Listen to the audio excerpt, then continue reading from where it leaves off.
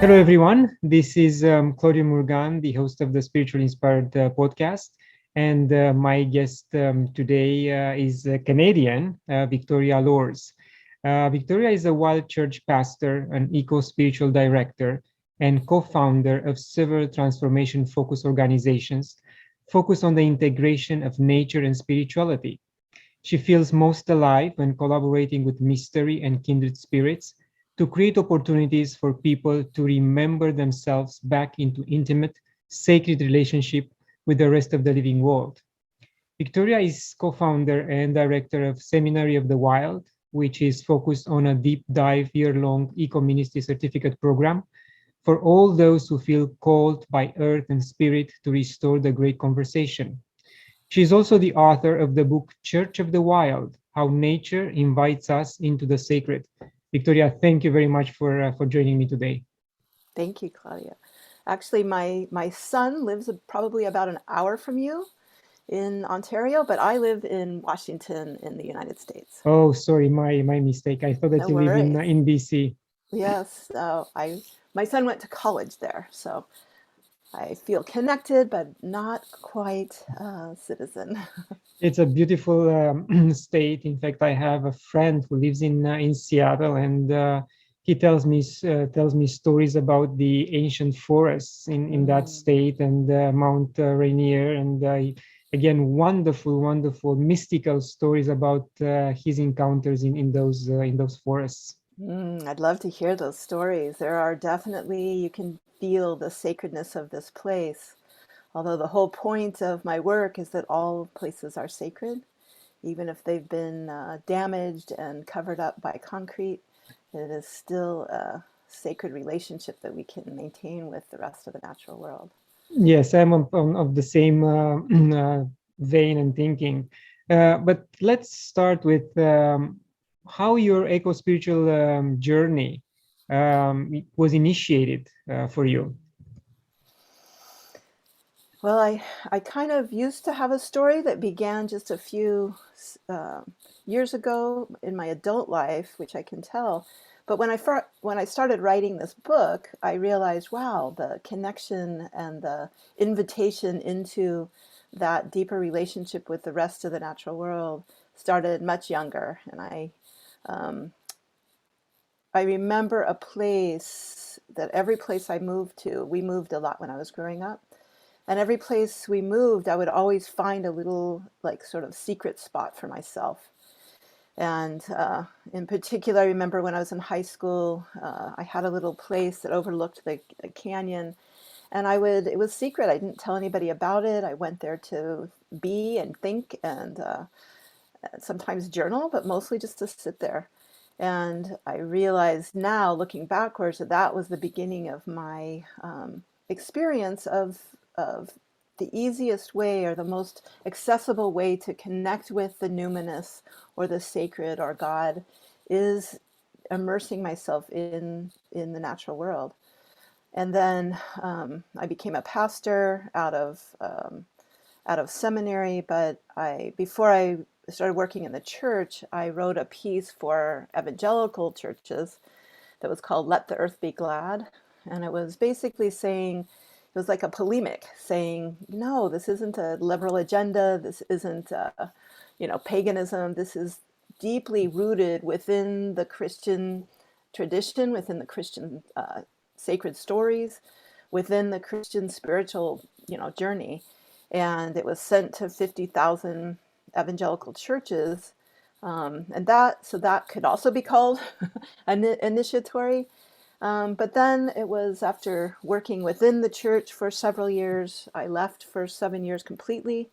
And in those 7 years, I started a youth nonprofit around the climate crisis with my son, who lives up there in Ontario.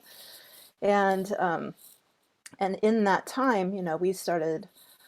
Alec, my son, became sort of like what became later. He was kind of like Greta 15, 20 years ago, and speaking at places all over this continent and in Europe about the crisis and doing empowerment kind of speeches and organizing for youth to get involved in the climate movement. The interesting thing is that both of those journeys within the church as a pastor and within the climate movement, both of them led to burnout. And it was in that place of burnout and emptiness that I was able to recognize that keeping those two parts of my life and our life as a species separate is non-sustainable, and actually necessarily leads to burnout, because we can neither advocate for a healthy planet while we're not deeply, intimately connected with the rest of the natural world as kindred relationship, nor can we maintain a spiritually viable life, no matter what tradition we're from, being disconnected from the natural world. And yet our culture is so deeply disconnected that it necessarily leads to that burnout. We can't live with these two parts of our life separated.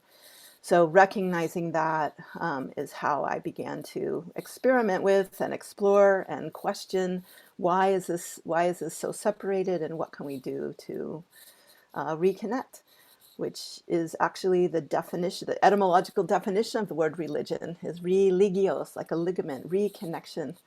And humans apparently need to create spiritual practices, to create religion, to remind us to reconnect, because we tend, I think, to disconnect.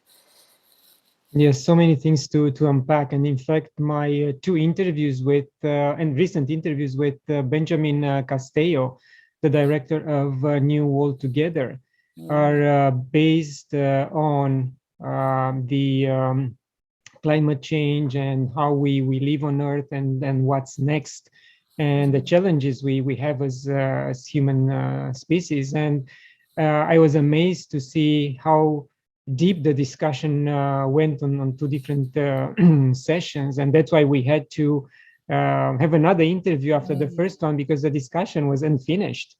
There are in fact, a lot of aspects and nuances of how we live our lives. But for now, I want to go back to that story, that special place of yours, which was the Barranca Wall. Do you think that kids today are removed from having such a place while living in a suburb? I mean, it's always been the norm to be disconnected in urban cities, especially. But I grew up in suburbs, so, and my children grew up mostly in suburbs. But there's ways to connect. We had one little oak avocado tree in our yard when I lived in Southern California, and my daughter knew this tree so well when she was little, and she would climb into the tree and spend her whole day in relationship with this tree. She named it Leonardo, and she would set up, like little spy headquarters to look down on people, and I would watch her from the window, and I'd watch her sort of enter into conversation with the tree. She would be talking out loud, and she knew that tree in an intimate way. And right before we moved from that house, the landlord cut back the tree. I get that we need to prune trees, but this was like violent. It was down to a stump, and she was devastated. And so I know that it is more difficult now than I'm sure it was 100 years ago to be deeply connected with the trees and the beings of our place. But I also am seeing a resurgence, and I'm also seeing that more and more people are awakening to that deep connection. And I think children come from that place of connection. And so it's basically they unlearn it through our culture. And so there is a movement among parents to allow children space, even in their own yards, even to have even a park, even to have a relationship with the spiders in the shower, rather than treating them as something to immediately, remove all vestiges of reminders that we are a species deeply interconnected with the rest of nature. We aren't separate from nature. So yes and no.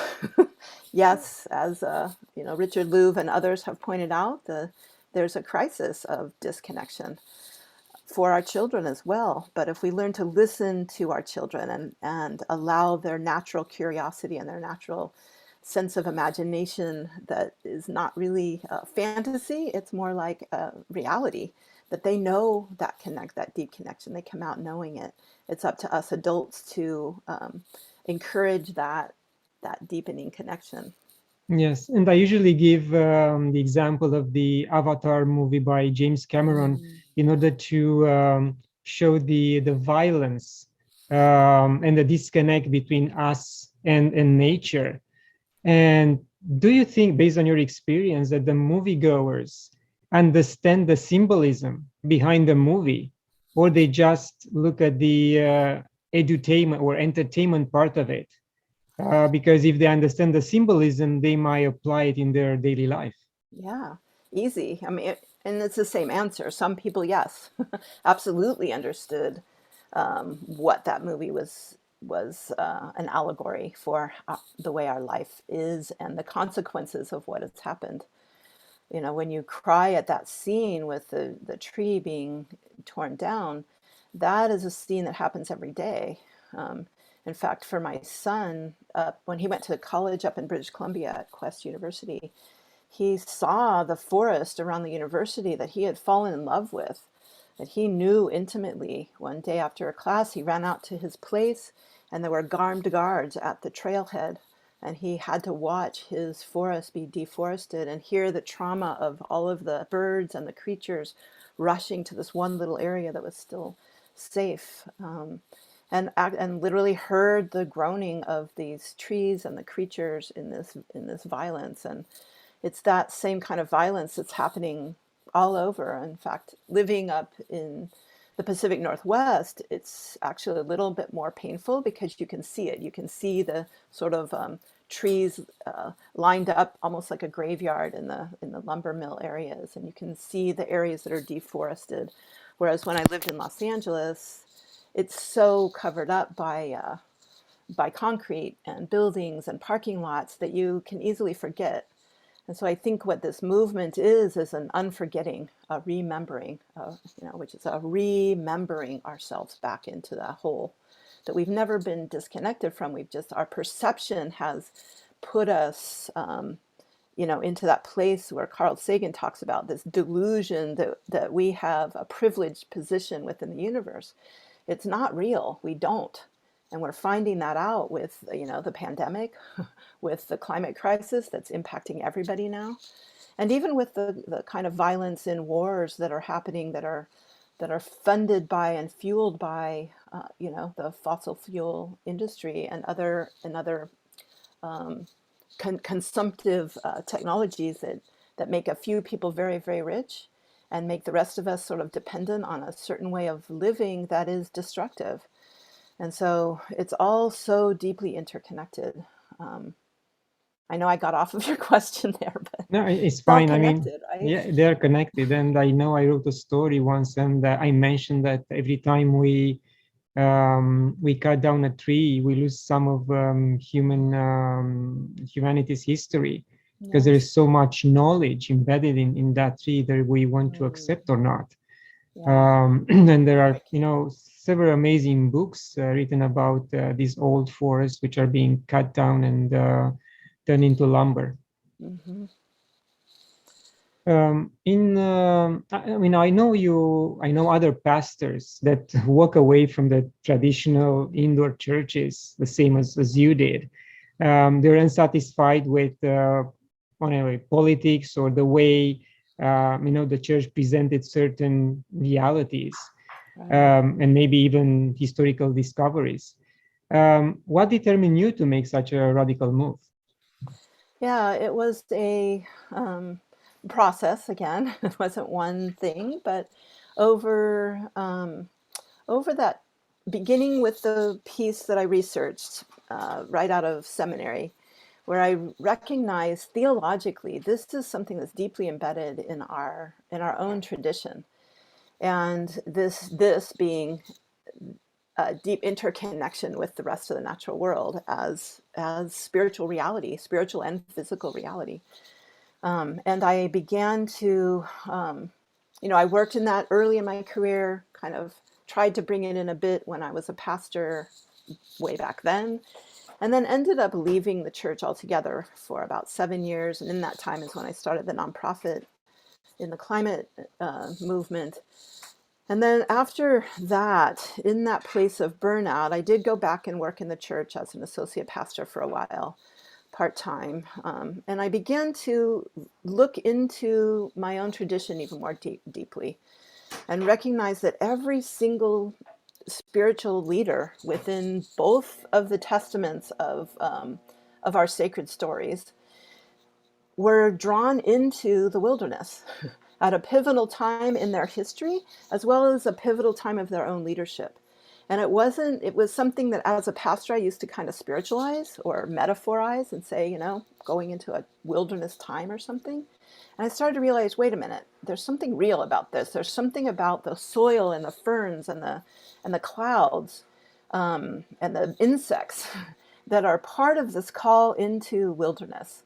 And at that time, I was alerted by a friend of mine who's Israeli, and told me that in Hebrew, the word for wilderness that's used over 300 times in the Old Testament is the word midbar, which is a derivative of the word dabar, which is a word that means speaking. And so bar midbar means the organ which speaks. In fact, it's the first definition in the lexicon. The second definition is wilderness. And so it's like, it just kind of was like this boom, there's something here that when one is called, when there is a time of great crisis, like right now, the people who are following, who are listening, the people who are listening are called into the wilderness for reasons, for reasons of listening and remembering who we are and the role we are here to play. And our identity is deeply rooted in deep connection with the whole. And so, I'm observing and listening and hearing that there's more and more people that are hearing that call. Like even in my bio, it's like hearing the call, not just from spirit into service to the world, but from the world herself, from the earth herself into service. And so I'm seeing more and more people. Our Seminary of the Wild programs are about that, about those people that have felt that seed and knowing that they're called into this movement in some way that's very unique to their place, as well as to their own gifts and their own community. Yes, as you said, this is not for everyone. Not everyone will hear the call. Yeah. Because first of all, you have to be willing to step on that narrow spiritual path, which will enlarge if you start walking it. And then you will have to pay attention to what comes back after you send the spiritual signal out into the world. Mm-hmm. And it will bounce back maybe with a new, different message, which will open up your spiritual horizon. I love that definition so much. Thank you for that. It's beautiful. That's it. It's and those who are, it's like those who are called have, it's a privilege to be called into that call, and how we use that privilege, there's a responsibility, because not everyone does see it and not everyone will see it, but there's more and more people that are feeling the mounting anxiety, and it's more than about our own personal, sort of journey. It's something in the collective, and a collective larger than even our species. And so more and more people are needing to understand this, and the church isn't the place to go. And so it's people who hear that call, that know that they're calling to exactly what you said, to that narrow path. I call it edgewalkers. We are edgewalkers. That narrow path really does, like the way you say it is how I've sort of visualized it. It's like, it's not just like, ooh, I can't fall off this edge. I'm the edge between, sort of a lot of different edges. But it's not just walking this narrow and lonely path. It is a bit lonely because it's very countercultural. But also the more we can listen and engage in that conversation, engage in that relationship, sending things out and allowing things to bounce back. I love that. But the more we do that, we're expanding the whole. It's like those edge walkers can expand the whole in rather than being something rigid, it's something that has elasticity. Yes, and for me, it was a very, it was different, especially 2021, because we made a major move. We left Canada, moved to Panama. So I was Mm. able to be in nature, on the beach and in the jungle pretty much, several hours a day. And I had no idea that we're gonna come back to Canada and spend the winter here.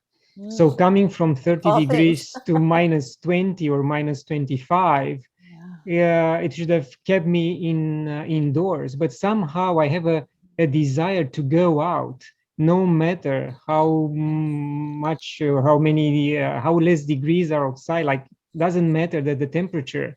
I Mm. still have to go outside, and I go for 20-25 minutes walk, and I'll go back in the house. But again, I have that desire. I'm not thinking twice. I just dress up and go. And Beautiful. it has to do with, a calling, I think. Hmm. I think so too. And it's a spiritual practice. It's like once you start doing you realize you need to keep doing it, or like you start running. When you become a runner, it hurts to not run. Yes. When you become a meditator, it's uncomfortable to not meditate. It is a spiritual practice. I think it's interesting that there's so many wild churches in the Toronto area who meet all winter long.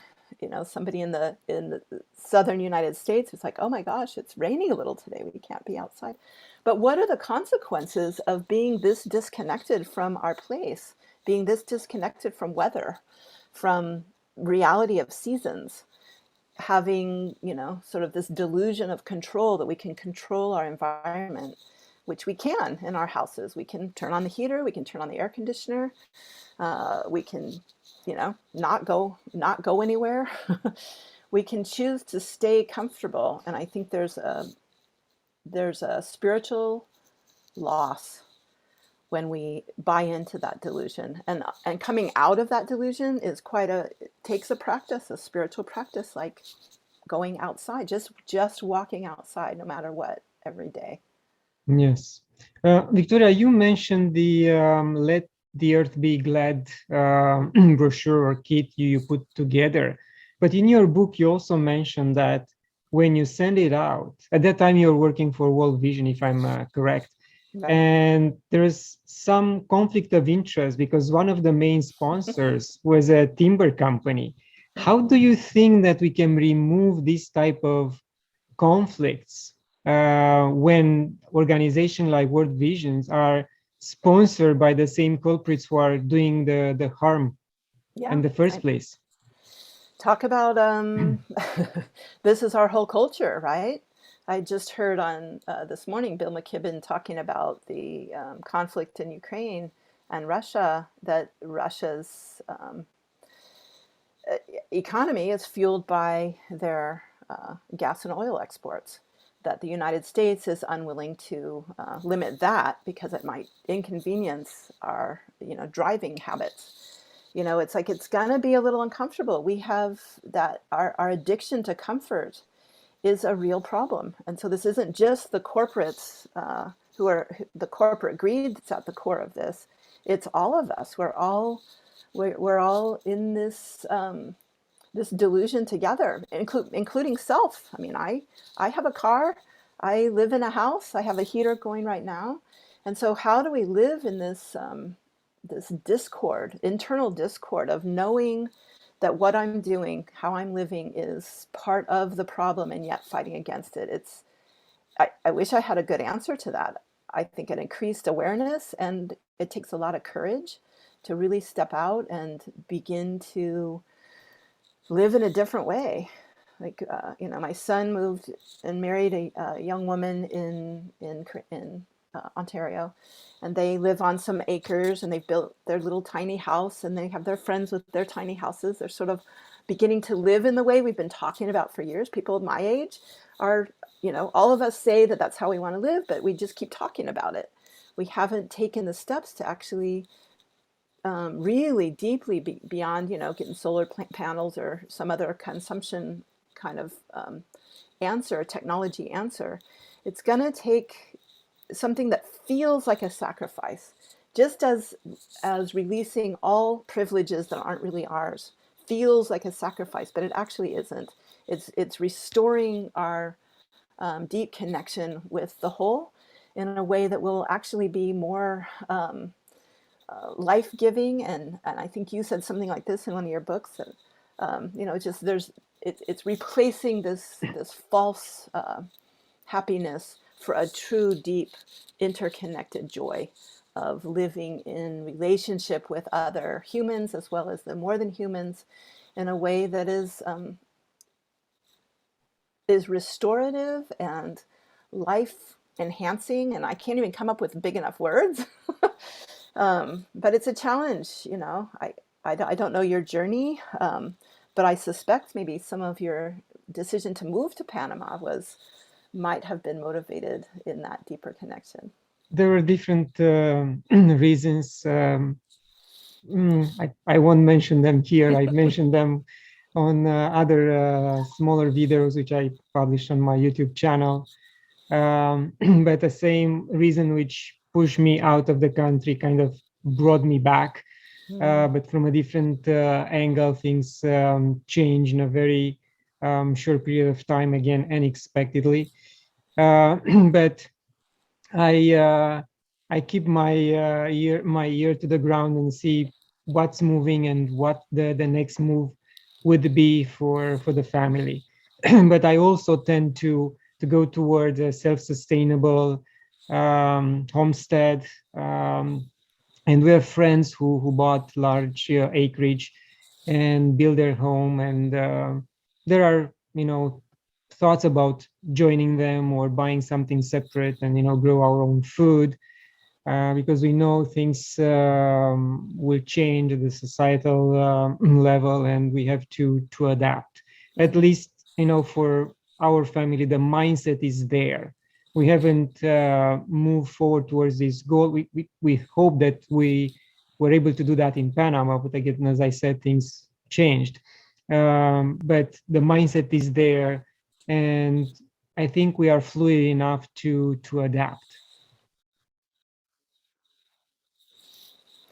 Yeah, it's just so fascinating how many people are awakening to that, and feeling into not only how life-giving it can possibly be, but also the consequences. Like it is more work. It is more.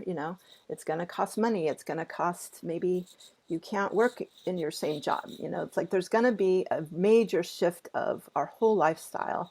And it's one thing to talk about it, and then it's another thing to actually begin to take those steps. And I think the world is helping us. I love how you said just now to keep your ear to the ground.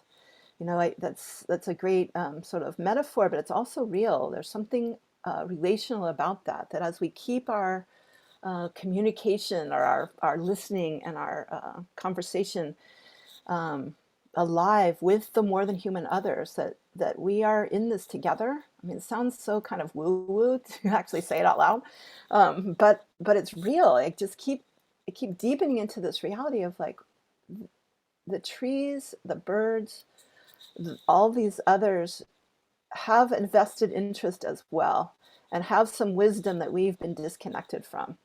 That keeping our ear to the ground is actually something we can do. And ideas will come, like even within technology. I love the biomimicry movement, that how do we learn from nature? And nature's kind of, I don't even know how to, you're gonna have to cut this out because my brain just stopped like synapsing, because it feels like something is still emerging. Something that is still emerging that we're all part of as we start to take steps to create these spiritual practices, to ask these questions of ourselves, to challenge ourselves and take the steps. The rest of the world is collaborating in that. I mean, I kind of almost feel like the COVID pandemic is part of it. Yes. I think this mindset comes through education. And I found it very hard to change the mindset of my own children, because if it's not taught in school, Right. it's pretty much not validated in any way. Yes. So usually I have three heads when I touch on subjects which are not taught in school. And as a parent, I really have a hard time, you know, transmuting these ideas from my experience into their reality. How do you deal with younger generation? How do you suggest to deal with such Mm, educational aspect of our lives? right. Yeah, it is. It is teaching values that are not validated by the rest of our culture and explicitly in our education system. Um, people used to ask me that a lot when my son and I were leading our climate nonprofit, and they would say to me, Alec, my son would be out there talking. He's a great public speaker and talking about what young people can do, and what the crisis is, and that there is hope, and also that this is a real huge crisis, and people would ask me, I'm trying to get my kids involved. How did you do it? And I was like, well, I didn't do anything except really listen to his. It was something that was ignited within him that I just encouraged and supported. Um, and especially when he was a teenager, people would ask me that, how do you get him to do this? And I'm like, do you not have a teenager? You don't get teenagers to do anything that they don't want to. So I wish I had um, something more helpful, other than starting from what they are truly passionate about, and spending more time like you did. I bet that experience of moving to Panama, even for a short time, is something that impacted them. That ability to be outside, to be connected with the sand and the water, and just to be there. Like the natural world is the teacher. The natural world is the preacher. Yes. And so just allowing that, or creating and inviting that space, and that and being as unstructured as possible is helpful as well. Yes, I mean, their biggest challenge there, especially for my younger son, was to live in the same room with a gecko. That was a very funny experience, and he had some sleepless nights because the gecko is a big, ferocious being. Yeah. But in the Did he end, ever get to again, a place of befriending? after a while, he realized that this gecko is not so dangerous. But we had iguanas knocking on our window, trying to get in, big iguanas. And That is pretty it was scary. a very interesting experience. And see the birds coming to get the fruits of a plant exactly when they were ripe. Not Mm. before, no after. They knew exactly the time. They will come in pairs, fighting over the small fruits, um, and flying away, coming back for 2, 3 days while the fruits were ripe. After that, peace and quiet. And then waiting for Beautiful. the next cycle. They know everything. Yes. And just pointing that out to your children, just observing to yourself, like, look at that. I think they listen, whether they want to engage, depending on their age, or not. They listen and they hear that. The more that I've become aware, since my children are, in their 20s, I kind of fantasize, oh, I wish I would have known this when they were younger. So, And so you're another in a good shock. place. Yeah, and another shock was like maybe 70 meters away from the house we lived in was a lake with alligators and Hmm. turtles and fish. So we went there almost every week, feeding the fish with a little bit of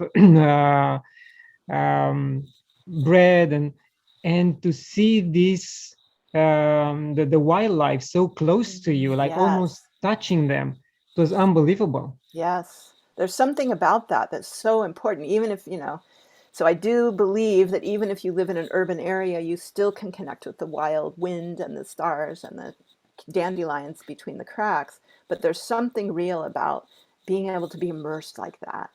When Alec, my son, was 2, we were in Belize, and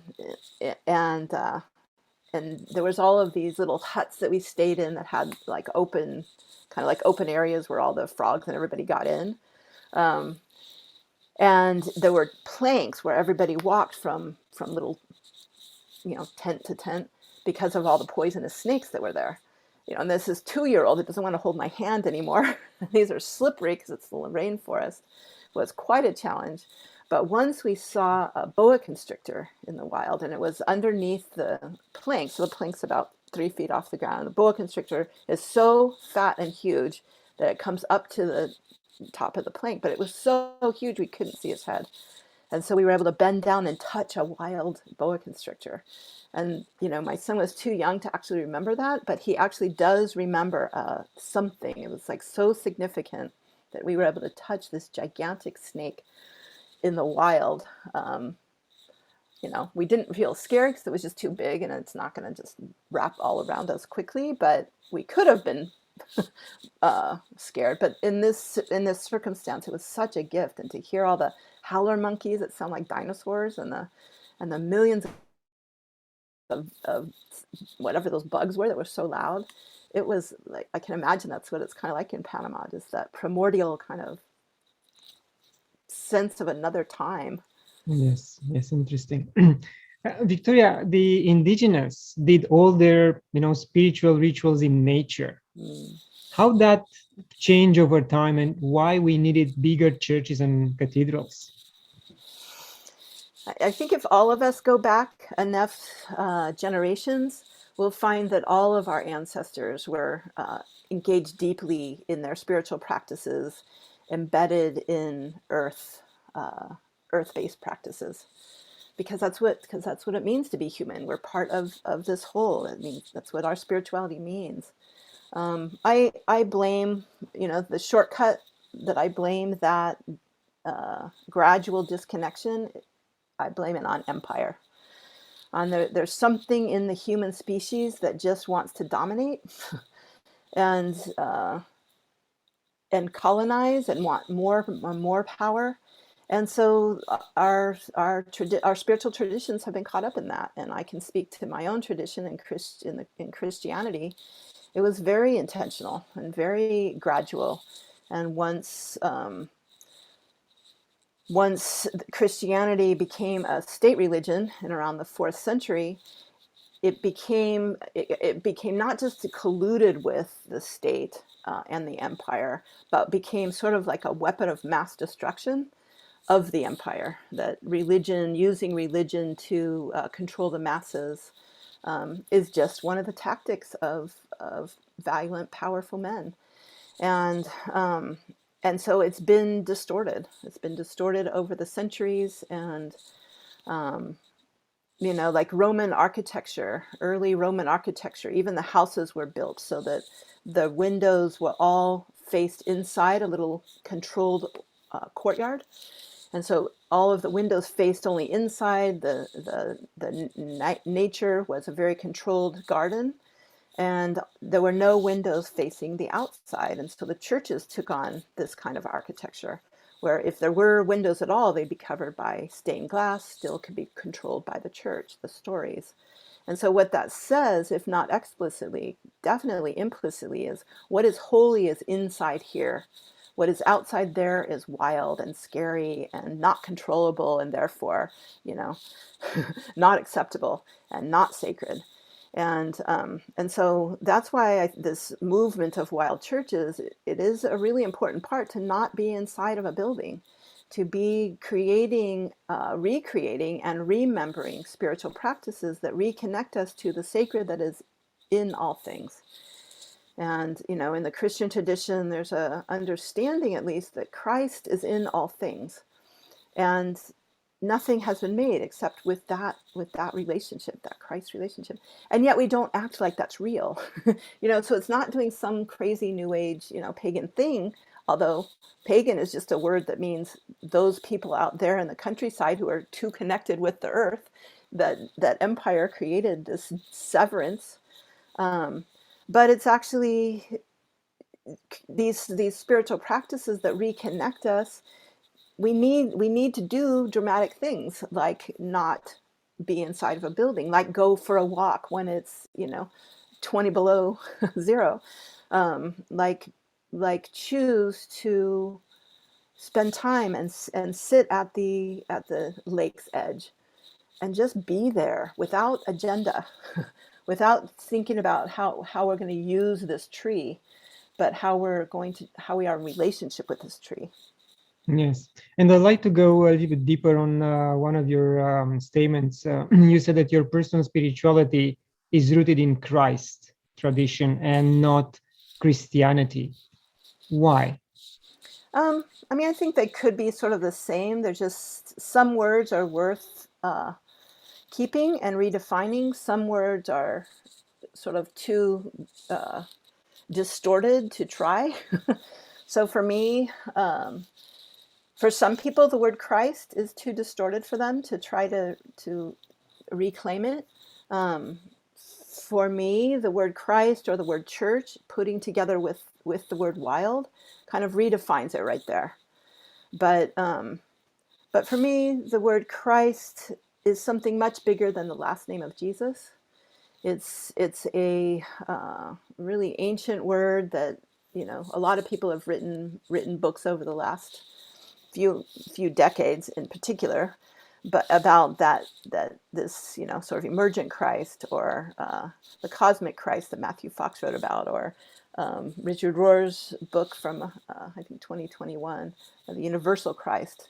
That Christ is a name for this sacred that is embedded in life, and embedded in all things, and is the relationship between all things. That is the presence of the Christ, and Jesus stepped into that Christ. What do we call it? An archetype, a Christ energy, the Christ reality. With So the that state of doesn't being, deny pretty that. much. Yeah, it's a state of reality. It's a state of consciousness, I guess. I can't Yes. define it. Yeah. You're more of a philosopher than I am. Um, but so to me, but the word Christian has been just so distorted to me. There's people that call themselves Christian who engage in things that are very much against what I think Christ and Jesus was all about. And so it has become a word that's difficult for me to identify with. Victoria, there is a sensitive question which I would like to ask you just because you're a pastor. And I ask other guests as well, but I would like to know your feedback and your perception of this. Some people don't like when they hear that Jesus was their savior. What's the beef with that concept and that approach? Because I also am trying to clear my own thoughts related to this concept. Yeah, I'm not an expert in Christology. Um, I can just tell you my personal Yes, please. opinion. Um, wow, Jesus is your savior is, I understand how it developed, and I respect those for whom that is a source, that idea is a source of strength for them. For me, it's been used, I guess, as a tool of control, and a way of being in the world that is part of that human or white supremacy, that human exceptionalism that says, these people are in, and these people are out. This species is in. Everybody is dispensable. Everybody else is dispensable. It's just a very, very dangerous, and has been used in dangerous ways, that idea of having a savior through whom is the only um, way into some eternal life that is beyond this planet. It's also very disconnected. What's so life-giving, what keeps me in the Christ tradition or even the Christian tradition, is this incarnation, the incarnation the divine in all things, the incarnation of Jesus on earth as a human being, I think is the core of what's so life-giving about that tradition, this tradition. But the idea of being saved for some other world, therefore this world is, dispensable or evil or something to not identify with, is just fundamentally a problem. So, it's worth much longer discussions, and I think there's a way to, sensitively have that discussion. But, it's become such a trigger for some people, because it's been so, how do you say it, hammered into us that it becomes just like an identity that we don't want to question, or a worldview is that which we don't question. And so it's you know taking chits at our very foundational, the very foundation of certain religions within the Christian tradition. So I understand why it's sensitive, and I also understand why it's really important to talk about it and to untangle it. Thank you. Thank you for your feedback. Let's expand on the movement of the wild church. What exactly are you trying to achieve with the movement?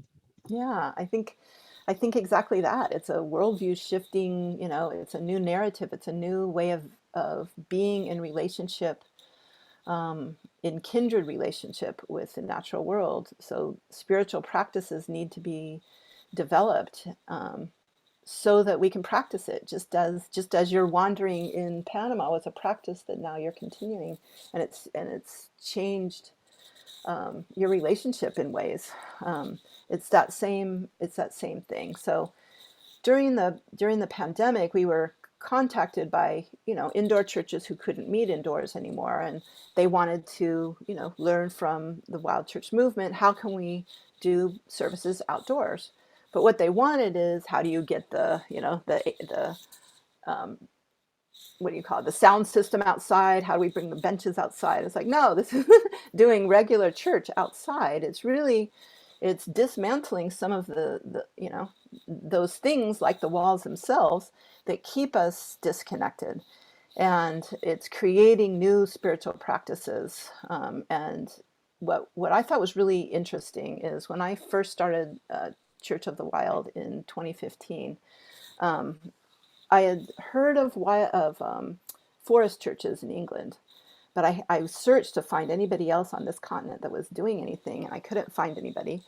And so I said, well, I guess I'm just going to make this up, create this of my own, And I'd wanted to do some, I'd been questioning things as I was a pastor in the church for years, but I was just like, I'm just going to do it.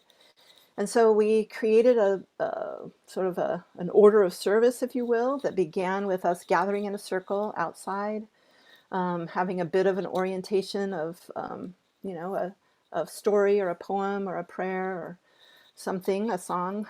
And then there was an invitation to go outside of the circle, and everybody wander solo until they're drawn to some other being or place or element, and just to sit there and listen, appreciate, listen both to the other as well as to what thoughts and ideas were coming up within themselves, and then coming back to the circle and sharing with one another.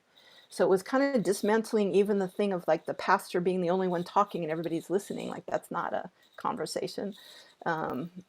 And by the way, we don't have time, but conversation is really an important, I think, foundational concept and reality of life, not just in church, not just with humans, but just of aliveness. But anyway, so this little spirit practice is what I was doing. And then I started meeting people, other pastors that had left indoor churches and started doing their own thing, thinking they were the only ones that were doing this. And as we started talking, like, in fact, the first person I met was somebody that lives near you in Ontario.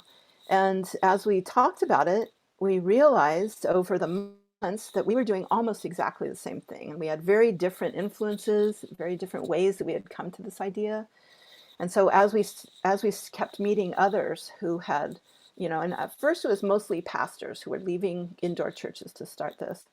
Their orders of service were very similar, and so we just kept observing. There's something happening here that's bigger than what we're making happen. It's bigger than what we're choosing. That we're part of some larger story of awakening, really. Interesting. But I don't know if you're aware that in Africa, there are tribes who initiate their young boys into adulthood. And one of the tasks is to sit in front of the tree until they see the soul of the tree. And they end up hugging the tree and talking to the tree like they are talking to Mother Earth. Yeah. And it's very funny when they come out of trance, they find themselves hugging the tree and kissing the tree, and the adults are on the side say, okay, he passed the task. It's just unbelievable when you see and they are under no influence of psychedelics or plants or anything. It's just pure connection. Yes, that's it. And we can see it in cultures that are still indigenous, that are still connected with the land. We don't see it as much in cultures like ours that have been disconnected over generations from our indigeneity, our indigenous connection with the land. But that doesn't mean we can't return there. Like Robin Wall Kimmerer says, I may not be able to be indigenous because my ancestors are all from, Scotland and Ireland, but I can choose to belong to the land, and to, the land doesn't belong to me. I belong to the land. And so that's a real shift. And it's a shift that needs religion, that needs religious practices, that needs reminders, that needs connection and community and encouragement. Yeah, we are just the stewards of the land. And to go back to this connection, we need patience. We need to be removed from, social media, TV, and have the patience to connect, because it won't happen overnight. Right, our senses relationship has to sharpen up in time. So, and it's relationship. It's beyond stewardship, even, because stewardship implies that we are like the ones who've got it all figured out and we're going to take care of you. It's like, no, it's sacred reciprocity. It's relationship. And so just like if you walk into a coffee shop and you just sit down next to somebody and start talking to them and sharing your whole life story, like it's not how it happens.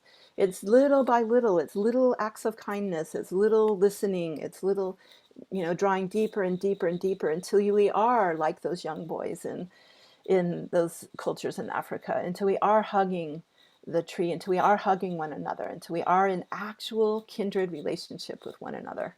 It takes time, and it takes fidelity, and it takes humility and letting go of those ways that we thought we were in charge. Yes. Victoria, thank you very much. We are approaching the end of the interview. Any final thoughts? Thank you so much for your work and for your commitment to these messages and the work that you're doing. And I'm very grateful to have met you, and through you, the people that follow you. Thank you. Thank you very much. Thank you. And to my viewers, thank you for watching. Like it, share it. Support me on patreon.com/Claudiu Murgan. Download a free copy of my book when you visit my website. And until next time, love and gratitude.